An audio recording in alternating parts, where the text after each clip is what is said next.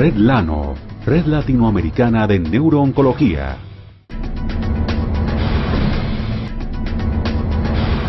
Después de ver las maravillas del PET, pues les voy a hablar un poco de resonancia de perfusión. Quería saber de ustedes, del auditorio, cuántas personas hacen seguimiento de tumores con perfusión y espectroscopía, digamos, periódicamente. O sea, bastantes, por lo menos 40%. Entonces, de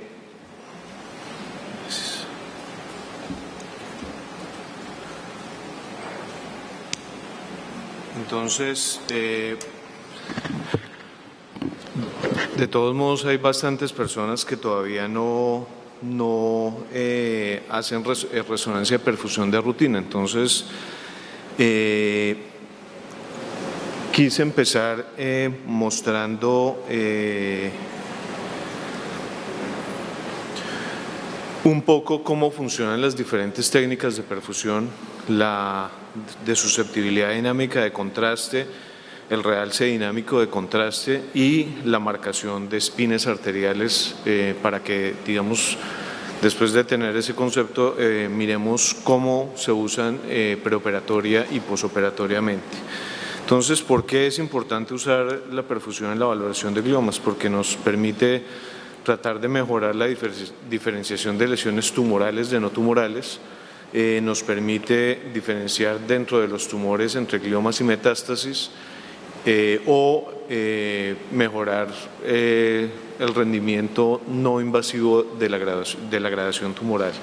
En cuanto a las imágenes posoperatorias, podemos evaluar la respuesta al tratamiento, como vimos con el PET, diferenciar recurrencia de pseudoprogresión y evaluación de factores pronósticos. Entonces, la resonancia ha sido pues el método de elección para valorar la anatomía cerebral y va a ser el método que va a seguir por mucho tiempo mandando, porque ahora tiene la parte funcional que la podemos evaluar con las técnicas avanzadas. Se ha usado principalmente en tumores y infartos la perfusión. ¿Y cómo hace uno para hacer una perfusión? Lo que hace es dar un medio de contraste que puede ser endógeno o exógeno y seguirlo en el tiempo en un órgano blanco. Entonces, los medios de contraste exógenos se asume que son intravasculares y que no se difunden. Esto es parcialmente cierto porque como los tumores tienen ruptura de la barrera hematoencefálica, puede que parte del medio de contraste se difunda. Entonces, eso ha hecho que se trate de evolucionar a macromoléculas como las partículas de hierro, las nanopartículas de hierro, y esto mejoraría, digamos, la confusión entre la ruptura de la barrera hematoencefálica y el aumento en la permeabilidad producido por el tumor.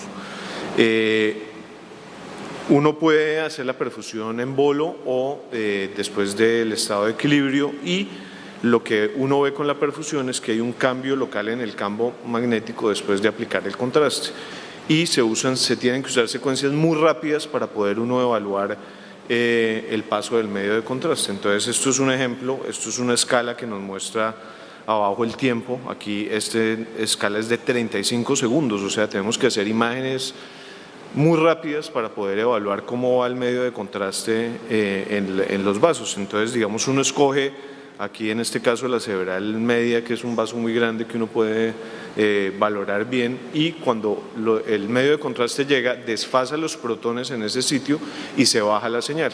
Entonces, eso es lo que nos va a mirar esta curva de acá. Entonces, si miramos el avance en el tiempo, vemos cómo en la medida en que vamos avanzando en el tiempo, cuando entra el medio de contraste, sí ven cómo se disminuye la señal en los vasos y después en el parénquima cerebral comparado con el momento inmediatamente anterior, y esa es la forma en que uno puede sacar la información necesaria. Uno puede medir el volumen sanguíneo cerebral, el flujo sanguíneo cerebral, el tiempo de tránsito medio.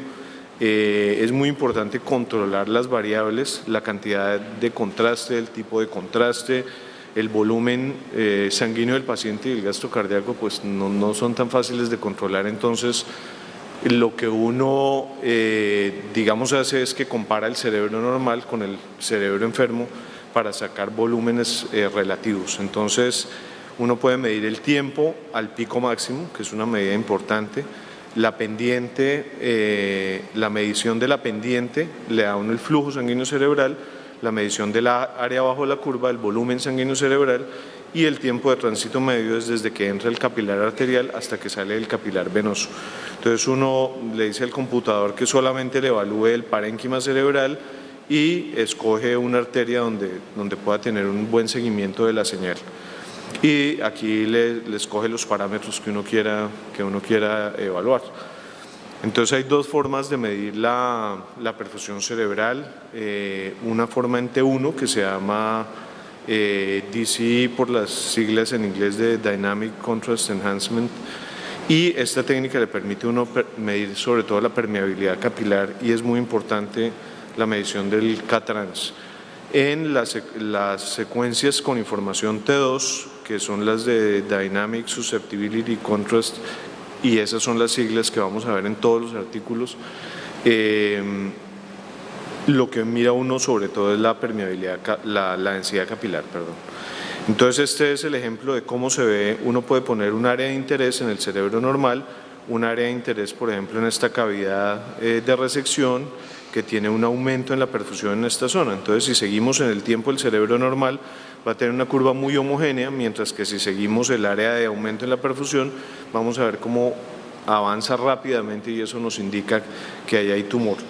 Mientras que si lo hacemos en una secuencia de T2 vamos a ver lo contrario, en vez de aumentar la señal vamos a ver cómo se pierde la señal en el sitio donde hay tumor. ¿Cuál de las dos técnicas es mejor?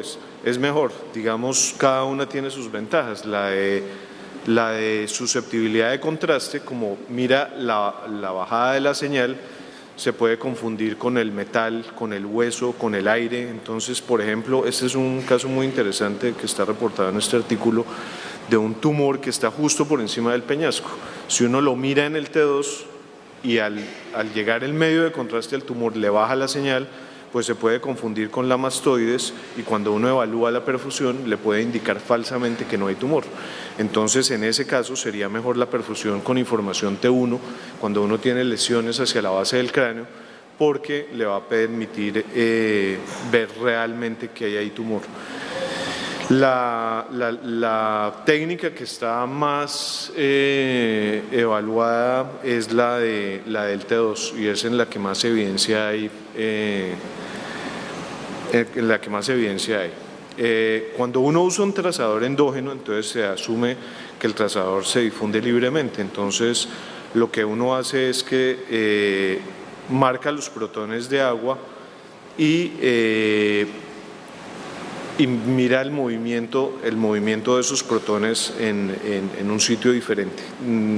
Ya les muestro una gráfica para que entiendan mejor. Y el flujo mide más flujo sanguíneo cerebral que volumen sanguíneo cerebral. Tiene la ventaja que no utiliza medio de contraste y esto es importante en niños, en pacientes embarazadas, pacientes con lesiones renales. Puede independizar territorios vasculares, que es otra aplicación interesante, y tiene desgraciadamente la desventaja de que tiene más artefactos o artificios que las otras técnicas con contraste. Entonces, ¿qué hace uno? Uno escoge un sitio donde marcar los espines, entonces les manda, digamos, como un pulso de radiofrecuencia y los marca. Y después escoge un sitio donde va a evaluar cómo se han movilizado esos espines desde abajo hasta arriba. Y uno puede saturar el tejido que no se movió acá y solamente evidenciar el tejido que subió. Entonces, de esta forma puede uno crear la imagen. Y esta es la forma en que uno ve la perfusión. Entonces, la corteza pues, va a recibir más sangre, por lo tanto pues, va a tener mayor perfusión. Tiene más problemas. La perfusión máxima de uno es a los 8 años. Entonces, si uno mira a niños, pues van a tener el cerebro más brillante que los adultos. Hay diferencias regionales en la perfusión, esto le puede alterar a uno la valoración. Las regiones frontales y occipitales tienen mayor perfusión. Si uno mira el desplazamiento de los protones de abajo hacia arriba, pues puede que se vayan desmarcando esos protones, entonces puede uno tener mayor perfusión hacia las bases que hacia la parte superior. Y cuando uno excede un umbral, como por ejemplo en esta malformación arteriovenosa, y pasa ese umbral, el computador interpreta como si no hubiera perfusión y por eso ve uno como un hueco negro. Cuando hay flujo lento puede ser otro falso positivo, porque se demora más tiempo, esto es un ejemplo de un infarto en una secuencia de difusión, hay circulación leptomeningia, se demora más tiempo el flujo ahí, eso se puede identificar falsamente como un aumento en la perfusión. Las cosas metálicas pueden alterar también la perfusión. Y esto es cómo puede uno marcar los territorios arteriales. Entonces uno puede marcar solamente los protones arteriales de la carótida izquierda. Entonces en este caso, por ejemplo, la carótida izquierda da la comunicante posterior. Entonces si uno mira el territorio perfundido por la carótida izquierda, va a ser el territorio de la cerebral media y de la cerebral posterior. Si uno coge el de la derecha, cuando hay una ausencia de A1, pues los territorios de las dos cerebrales anteriores y la cerebral media van a estar dados por la carótida derecha, y de la vertebral o de las vertebrales solamente, por ejemplo, el territorio de la cerebral posterior. Entonces esto es muy útil, porque eso solo se podría obtener con angiografía cerebral convencional. Se pueden fusionar las imágenes así como mostró Gonzalo, y puede uno ver las cavidades de resección y las residuas tumorales, además de ver la alteración en la intensidad de señal, lo puede uno localizar muy bien anatómicamente y es una ventaja. En cuanto a las aplicaciones en tumores, pues miren por ejemplo esta lesión. Esta lesión es una lesión muy parecida, de baja señal en T1, alta señal en T2. Cuando uno le pone la perfusión, esta lesión tiene baja perfusión, esta lesión tiene alta señal. Esto es un infarto, esto es un tumor. Entonces nos permite diferenciar lesiones tumorales de no tumorales. Tumores de bajo y alto grado. Los tumores de alto grado pues tienen descensos en la perfusión muy grande comparado con los de bajo grado, y este es un trabajo muy interesante de Menglo de la Universidad de California del Sur, en el cual él tomó como parámetro un volumen sanguíneo cerebral de 1.75 y demostró cómo el tiempo a la progresión tumoral era mucho menor en los pacientes con volúmenes sanguíneos cerebrales mayores de 1.75 comparado con los que no lo tenían. Uno tiene que tener cuidado cuando evalúa, no tiene que evaluar todo en conjunto, no debe evaluar solamente la perfusión, porque hay especialmente estos tres casos que les voy a mostrar de tumores de bajo grado que pueden tener aumento en la perfusión y no representar una lesión tumoral de alto grado. Uno de esos es el oligodendroglioma, y sobre todo cuando tiene la lesión del 1p19q puede tener perfusiones altas, como se ve en este reporte de casos. Y otro de los tumores en los que puede haber una perfusión muy alta es en el neurocitoma central, que es un tumor benigno, pero si uno ve esta perfusión y no sabe que puede ser que eso pasa en los neurocitomas, puede identificar este tumor falsamente como un glioma de alto grado intraventricular. Y otro de los tumores que puede tener un comportamiento, digamos, atípico en perfusión es el Lermite-Duclos. Entonces, afortunadamente la imagen de resonancia magnética es muy típica y hace que uno pues no tenga la confusión, pero es importante evaluar todo en conjunto. Entonces miren cómo este caso, un paciente con un Lermite-Duclos tiene una elevación de la perfusión, y además de todo puede tener un pico que puede semejar el lactato. Entonces puede uno pensar, si uno ve la imagen, dice claro, tiene una espectroscopía compatible con un tumor de alto grado y una perfusión con un tumor de alto grado, cuando no es solamente un tumor de bajo grado. Es importante, como mostró Gonzalo también, uno puede guiar la biopsia de los tumores. Este es un ejemplo muy interesante, uno ve la alteración de la señal aquí más abajo, pero ve un área de restricción de la difusión y de aumento de la perfusión fuera del área de alteración de la señal. Y aquí se ve que posteriormente ahí es donde ocurre el cambio de graduación del tumor y es donde realmente uno debería dirigir la biopsia. Es importante, el cambio de graduación típicamente lo mira uno como una zona de realce intratumoral para pasar del grado 2 al grado 3. Y se ha visto que con la perfusión cerebral uno puede predecir hasta 12 meses antes de ver el realce tumoral el cambio de graduación. Entonces, para eso también nos sirve la perfusión. En cuanto a la valoración posoperatoria, hay varios artículos que han buscado tratando de encontrar un nivel sobre el cual uno pueda decir que es tumor y por debajo de ese pseudoprogresión. Hu y colaboradores encontraron que con un volumen sanguíneo cerebral relativo mayor a 0.71 podían predecir la progresión tumoral comparado con los valores menores y encontraron una exactitud muy alta. Otro estudio encontró una cosa completamente diferente, que es lo que ve uno más clínicamente, o sea, los valores que son por encima de 2.6 son compatibles con tumor recurrente, los que están debajo de 0.6 son radionecrosis, pero hay un rango en la mitad que no es tan claro y uno tiene que ayudarse de todas las herramientas que pueda.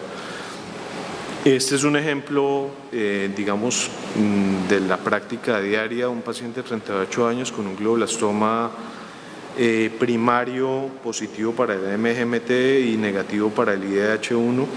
Esta es la cavidad de resección, el paciente fue operado en agosto del 2010 y miren cómo 3 meses después tiene un aumento en la prolongación del T2 alrededor de la cavidad de resección, tiene un aumento en el realce alrededor de la lesión.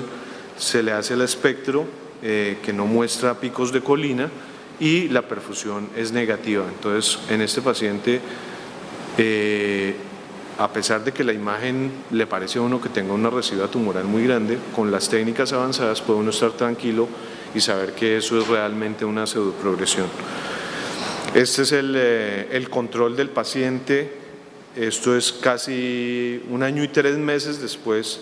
El paciente fue puesto en bevacizumab y miren cómo hay una disminución en la prolongación del T2, una disminución importante en el realce, la espectroscopía sigue negativa y la perfusión sigue negativa.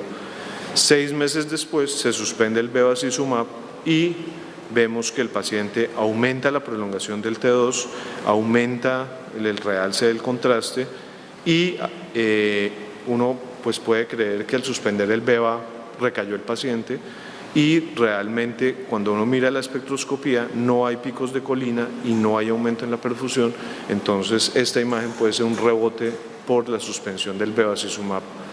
Entonces las técnicas avanzadas y especialmente la perfusión son bastante útiles. Este es un paciente de 78 años con un astrocitoma anaplásico. Lo habían operado en octubre del 2010, esto es una resonancia 7 meses después, miren cómo tiene un aumento en la señal, un aumento como en el edema o la lesión peritumoral, que es mezcla de edema y tumor, un aumento muy importante en el realce sólido, parece que fuera una residua tumoral.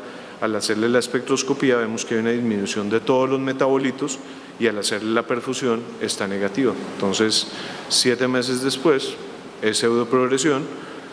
Esto es 2 meses después se le empezó bevacizumab para la progresión sintomática. Miren cómo dramáticamente disminuye la alteración de la señal alrededor de la lesión, cómo disminuye el realce por el efecto de disminución de la permeabilidad del antiangiogénico y la espectroscopía y la perfusión nos muestran que no hay tumor en ese momento. 5 meses después, nuevamente el paciente presenta un aumento en la prolongación del T2, un aumento en el realce, pero en este caso la perfusión es positiva. O sea, miren que hay un aumento en la perfusión en esa zona y la espectroscopía es negativa. Entonces ahí, cuando uno usa las técnicas avanzadas y son contradictorias, pues está uno en problemas porque no sabe si confiar en la espectroscopía o confiar en la perfusión. Este paciente 7 meses después, miren cómo ya tiene una masa tumoral, cómo tiene un aumento mayor en el realce, y ya la espectro le muestra a uno picos de colina con disminución del N-acetilaspartato, y la perfusión es francamente positiva. Entonces, en este paciente la perfusión nos predijo la recidua tumoral más o menos 7 meses antes que la espectroscopía. Esto es un resumen de los trabajos que se han hecho para mirar, por ejemplo, valor pronóstico. El RCBB fue pronóstico de la sobrevida a los 2 años en astrocitomas de alto grado. El cambio en el CBB fue pronóstico de la sobrevida a 1 año en pacientes con glioblastoma. Este es el estudio que ya les mostré que era predictor de la progresión tumoral. En la terapia antiangiogénica, pues ayer se habló de eso. Este es para diferenciar la progresión de la pseudoprogresión. Este es el artículo de Hu del que ya les hablé, el de Sugara, que también ya lo discutimos. Y esta es la perfusión en T1. Entonces hay diferentes artículos mostrando cómo puede uno correlacionarlo con valores pronósticos. Y este artículo también es muy interesante porque habla acerca del impacto que tiene en la toma de decisiones usar la perfusión o no usarla. Entonces aquí en este artículo cogieron 59 pacientes y lo evaluaron neurooncólogos, neuroradiólogos y todo el equipo de trabajo de los pacientes con tumores, y vieron que hasta en un 8.5% de los casos cambiaban el tratamiento del paciente basados en los hallazgos de la perfusión, y el 57% se sentían mejor o más seguros de las decisiones que estaban tomando, y el 80% dijeron que iban a usar la perfusión en los siguientes estudios. Y digamos, cuando uno incorpora la perfusión al algoritmo del diagnóstico de las lesiones tumorales, si uno tiene una lesión que realza y tiene un índice de colina creatina alto, entonces es un glioma probablemente, y no una lesión desmielinizante ni una encefalitis. Si uno le mira la perfusión, podría diferenciar entre un glioma de bajo y alto grado. Si uno tiene un paciente con una difusión baja, pues puede ser un linfoma o puede ser una lesión desmielinizante y un tumor, y eso lo puede diferenciar con el uso de la perfusión en el algoritmo de trabajo. O si uno tiene un mapa de ADC con una señal alta y le permite a uno diferenciar, pues sí, entre lesiones inflamatorias o tumores de alto grado. Bueno, entonces en resumen vimos las diferentes técnicas de perfusión cerebral y la utilidad pre y posoperatoria, y por qué debemos usarla en nuestros algoritmos de trabajo en la valoración de los gliomas. Bueno, muchas gracias.